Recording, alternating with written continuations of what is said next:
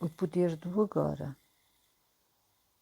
É importante realizarmos a nossa finalidade exterior, termos sucesso ou insucesso no mundo. Será importante para si enquanto não entender a sua finalidade interior. Afinal de contas, a finalidade exterior não passa de um jogo que você poderá continuar a jogar simplesmente porque sente prazer nele. Também é possível falhar completamente na sua finalidade interior, ou vice-versa, o que na verdade é muito mais comum. Riqueza exterior e pobreza interior, ou ganhar o mundo e perder a alma, como disse Jesus. Evidentemente, e em última análise, cada finalidade exterior está condenada a falhar mais cedo ou mais tarde, simplesmente porque está sujeita à lei da impermanência de todas as coisas. Quanto mais cedo você compreender que a finalidade exterior não lhe poderá dar uma satisfação duradoura, melhor. Quando você conhecer as limitações da sua finalidade exterior, desistirá da expectativa irrealista de ela o satisfazer e submetê-la à sua finalidade interior. O passado não pode sobreviver na sua presença. Disse que pensar ou falar desnecessariamente sobre o passado é uma das maneiras de evitarmos o presente. Mas, para além do passado de que nos lembramos e com o qual talvez nos identifiquemos, não haverá um outro nível de passado que está mais enraizado em nós? Estou a falar do passado inconsciente, aquilo que condiciona as nossas vidas, especialmente através de experiências na nossa primeira infância, talvez mesmo de experiências de vidas passadas. E depois há os nossos condicionamentos culturais, os quais têm a ver com o local e com o tempo em que vivemos. Todas essas coisas determinam a forma como vemos o mundo, como reagimos, como pensamos, que tipo de relacionamentos temos, como vivemos as nossas vidas. Como podemos nós algum dia ter consciência de tudo isso, quanto mais libertamos-nos disso? Quanto tempo levará isso? E mesmo que o conseguíssemos, o que restaria? O que resta quando a ilusão acaba? Não há necessidade de investigar o passado inconsciente que há dentro de si, exceto quando ele se manifesta neste momento como um pensamento, uma emoção, um desejo, uma reação ou uma qualquer coisa externa que lhe aconteça. O desafio do presente revelará seja o que for que precise de saber sobre o passado inconsciente que há dentro de si. Se remexer no passado, ele tornar-se-á um poço sem fundo. Haverá sempre mais. Poderá pensar que precisa de mais tempo para compreender o passado ou para se libertar dele. Por outras palavras, que o futuro acabará por o libertar do passado. Isso é uma ilusão. Só o presente o poderá libertar do passado. O tempo não o poderá libertar do tempo. A sede ao poder do agora é essa a chave. O que é o poder do agora? Não mais do que o poder da sua presença, da sua consciência libertada de formas de pensamento. Portanto, lide com o passado ao nível do presente. Quanto mais atenção der ao passado, mais energia lhe incute e mais provável é que você construa um eu a partir dele. O que eu quero dizer é que a atenção ao presente é essencial, mas não para o passado como tal. Preste atenção ao presente, preste atenção ao seu comportamento, às suas reações, aos seus estados de espírito pensamentos, emoções, medos e desejos à medida que eles ocorrem no presente. Isso é o passado dentro de si. Se você conseguir estar suficientemente presente para observar atentamente todas essas coisas, não de maneira crítica ou analítica, mas sem julgar, então estará a lidar com o passado e a libertar-se dele através do poder da sua presença. Você não se pode descobrir a si próprio através do passado. Você descobre-se a si próprio concentrando-se no presente. Então não é útil conhecermos o passado e compreendermos assim a razão por que fazemos certas coisas, reagimos de determinada maneira ou porque é que criamos o nosso tipo pessoal de drama, de padrões nos relacionamentos, etc.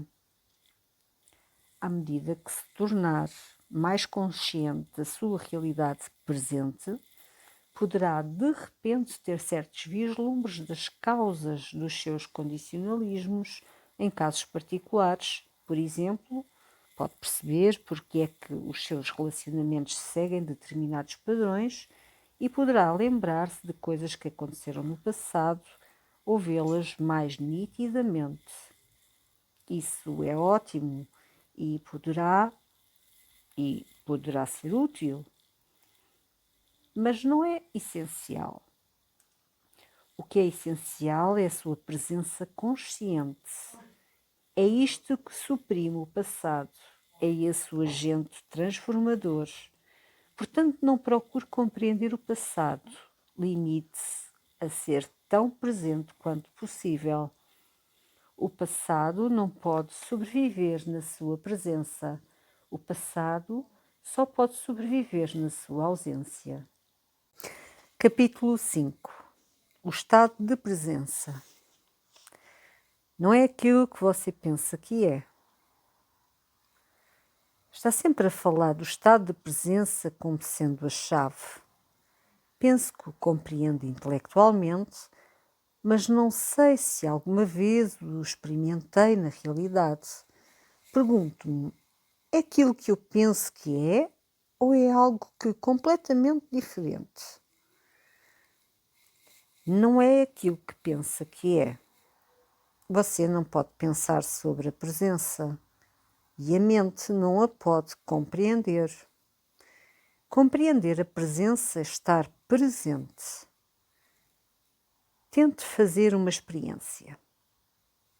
Feche os olhos e diga para si próprio: pergunto-me qual vai ser o meu próximo pensamento. Depois fique muito atento e espere pelo próximo pensamento. Seja como um gato a observar um buraco de rato. Que pensamento irá sair do buraco do rato? Faça-o agora. E então? Tive de esperar muito tempo antes de surgir algum pensamento. Exatamente. Enquanto estiver num estado de intensa presença, estará livre de pensamentos. Estará sereno e, apesar disso, muitíssimo atento. A partir do momento em que a sua atenção consciente descer abaixo de um certo nível, o pensamento volta a correr. O barulho mental está de volta. A quietude está perdida. Você está de regresso ao tempo. Para avaliar o seu grau de presença, sabe-se que alguns mestres Zen se aproximavam silenciosamente por trás dos seus discípulos e lhes batiam de repente com um pau. Era um choque tremendo. Se o discípulo estiver plenamente presente e alerta, se estivesse os rins cingidos e a lâmpada acesa, que é uma das analogias que Jesus usa para a presença, daria pelo mestre aproximando-se por trás de si e falo-ia parar ou afastar-se-ia. mas se fosse atingido, significaria que estava imerso em pensamentos, para não dizer ausente, inconsciente. Para permanecer presente na vida do dia a dia, é conveniente ficar profundamente enraizado dentro de si mesmo. De outro modo, a mente, que possui uma incrível energia, arrastá-lo-á consigo como a corrente de um rio. O que quer dizer com ficar enraizado dentro de si? Significa habitar plenamente o seu corpo, ter sempre alguma da sua atenção virada para o campo de energia dentro do seu corpo, sentir o corpo por dentro, se assim pode dizer. Sentir o corpo mantendo-no presente. Prende-o ao agora. Ver capítulo 6. O significado esotérico da espera. Num certo sentido, o estado de presença poderia ser comparado à espera. Jesus empregou a analogia da espera em algumas das suas parábolas.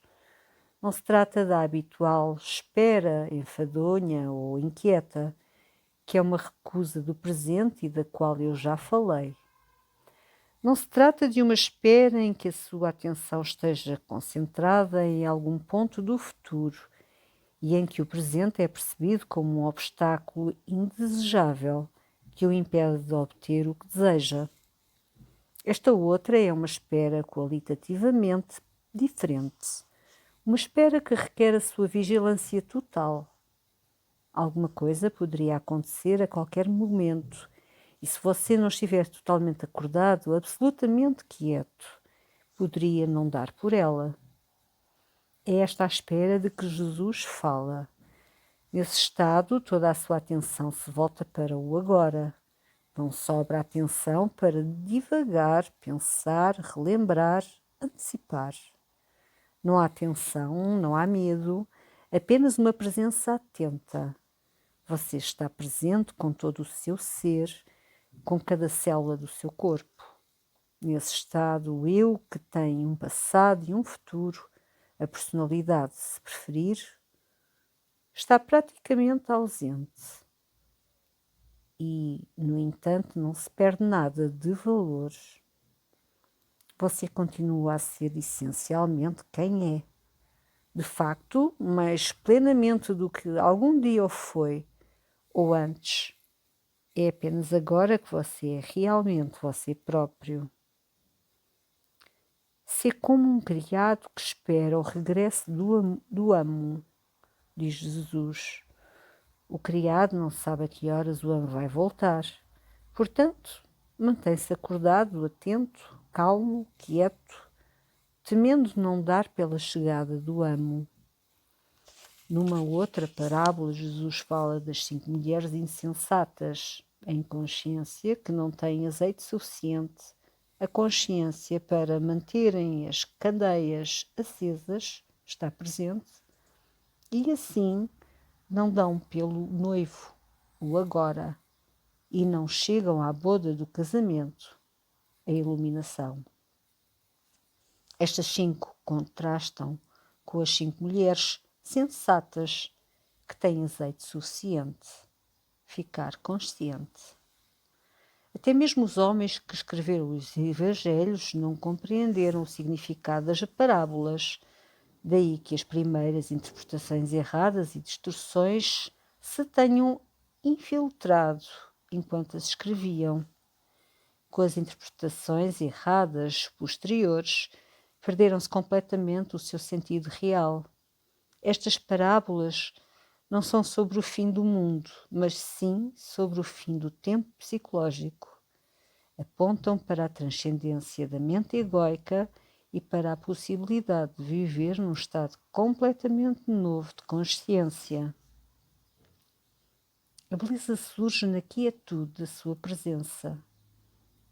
Aquilo que acaba de descrever é algo que eu já experimentei ocasionalmente e por curtos instantes, quando estou sozinho e no meio da natureza. Certo. Os mestres Zen usam a palavra Satori para descrever uma explosão da consciência plena, um momento de ausência de mente e presença total. Embora o Satori não seja uma transformação duradoura, fique grato por ele surgir, porque lhe dá uma experiência da iluminação. Você poderá, na realidade, ter tido a experiência muitas vezes sem saber o que é, nem compreender a sua importância. A presença é necessária para reconhecer a beleza, a majestade, o caráter sagrado da natureza. Já alguma vez olhou para o espaço infinito numa noite sem nuvens, esmagado pela quietude absoluta e pela vastidão inconcebível? Já ouviu realmente o som de um riacho a correr numa montanha na floresta? Ou a canção de um melro ao lusco-fusco do entardecer de um dia quente de verão? Para ter consciência dessas coisas, a mente precisa de estar serena. Você tem de pôr de lado, por alguns instantes, a sua bagagem pessoal de problemas, de passado e de futuro, assim como todo o seu saber. Se assim não for, você olhará, mas não verá. Ouvirá, mas não escutará. Toda a sua presença é necessária. Para além da beleza das formas externas, há outra coisa, algo que não pode ser nomeado, algo de inefável, uma essência profunda, interior, sagrada. Sempre e onde quer que haja beleza, essa essência interior brilha de alguma maneira. Ela só se revela quando você estiver presente. Será que essa essência sem nome e a sua presença são uma e a mesma coisa? Será que essa essência existiria sem a sua presença? Entre nela profundamente, descubra por si mesmo. Quando você teve a experiência desses momentos de presença, é provável que não tenha compreendido que por breves instantes esteve num estado de ausência de mente. A razão para não o ter percebido é que o intervalo entre esse estado e o regresso dos pensamentos é demasiadamente curto. O seu Satori poderá ter durado alguns segundos apenas antes da mente voltar a tomar conta de si, mas ele foi real. De outro modo, você não teria tido a experiência da beleza. A mente não pode reconhecer nem pode criar beleza. Por alguns segundos apenas, enquanto você estiver completamente presente, essa beleza ou esse caráter sagrado estiveram lá. Devido a esse curto intervalo e a uma falta de vigilância e vivacidade da sua parte, você não conseguiu provavelmente ver a diferença fundamental entre a percepção, o reconhecimento sem pensamento da beleza e a sua classificação e interpretação como pensamento. O intervalo de tempo foi tão curto que tudo pareceu um processo único. No entanto, a verdade é que assim que o pensamento surgiu, você ficou apenas com uma recordação da experiência. Quanto maior for o intervalo de tempo entre a percepção e o pensamento, mais profundidade haverá em si como ser humano, ou seja, mais consciente estará. Há muitas pessoas para quem a beleza da natureza não existe realmente, visto que elas são prisioneiras da mente. Poderão dizer: que flor tão bonita, mas isso não passará de uma classificação mental puramente mecânica. Por não estarem serenas, por não estarem presentes, elas não veem realmente a flor, não sentem a sua essência, o seu caráter sagrado, tal como também não se conhecem a si próprias, não sentem a sua própria essência, o seu próprio caráter sagrado. E porque vivemos numa cultura tão dominada pela mente, grande parte da arte moderna, arquitetura, música e literatura, está desprovida de beleza, de essência interior, com muito poucas exceções. A razão para isso é que as pessoas que criam essas coisas não podem, nem por um só momento, libertar-se das suas mentes. Por isso nunca estão em contacto com aquele lugar interior onde nasce a verdadeira criatividade e beleza. A mente, entregue a si própria, cria monstruosidades e não apenas nas galerias de arte. Olhe para as suas paisagens urbanas e terrenos industriais. Nenhuma civilização produziu alguma vez tanta fialdade. Compreender a consciência pura. A presença é a mesma coisa que o ser? Quando você se torna consciente do ser, aquilo que acontece realmente é que o ser se torna consciente de si próprio. E quando o ser se torna consciente de si próprio, isso é presença. Já que o ser, consciência e vida são sinónimos, poderemos dizer que a presença significa a consciência a tornar-se consciente de si própria, ou a vida a alcançar a autoconsciência. Mas não se apega às palavras e não faça nenhum esforço para compreender isto.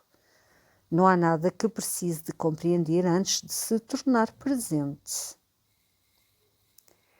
Compreendo o que acaba de dizer, mas parece-me que isso significa que o ser, a realidade transcendental, última, ainda não está completo, está sujeito a um processo de desenvolvimento. Deus precisará de tempo para o crescimento pessoal? Sim, mas apenas a partir da perspectiva limitada do universo manifestado.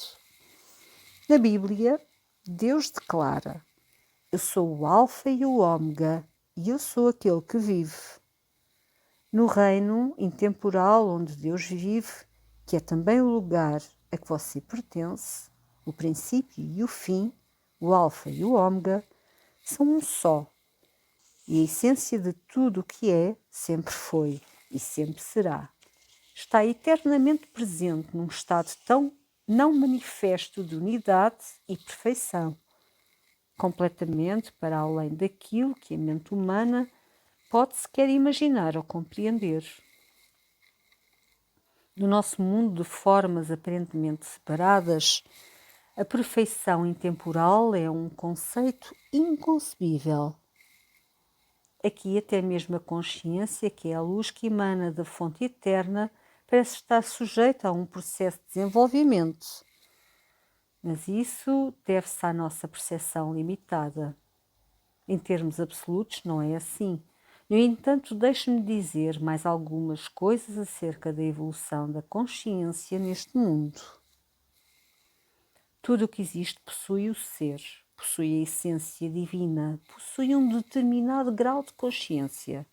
Até mesmo uma pedra possui uma consciência rudimentar, pois se assim não fosse, ela não existiria e os seus átomos e moléculas dispersar-se-iam. Tudo está vivo. O sol, a terra, as plantas, os animais, os seres humanos, todos são uma expressão da consciência em vários graus. A consciência manifestando-se como forma. O mundo nasce quando a consciência se reveste de imagens e de formas, formas de pensamento e formas materiais.